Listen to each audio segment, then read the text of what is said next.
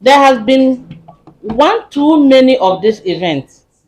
And as you can remember, we have such an event that happened, I think, last year or last 2 years in Garuk and Timpani.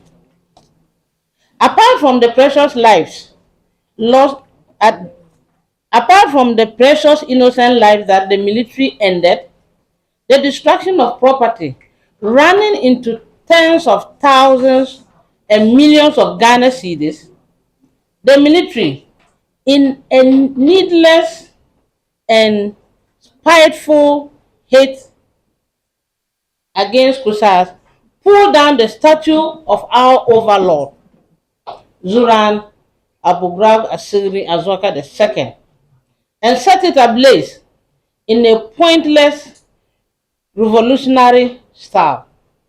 What was the point in the destruction of the statue of our overlord? What security threat did the statue pose, and what threat does the destruction solve?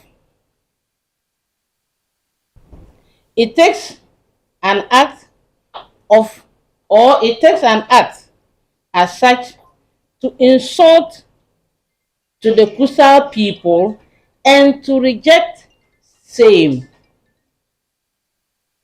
In the light of the foregoing, we demand the following on the government of Ghana: that the armed force render an unqualified apology to the Zuran and the people of KRUSA for the unprofessional and banditry of the military on the 13th of July 2025 in Boko.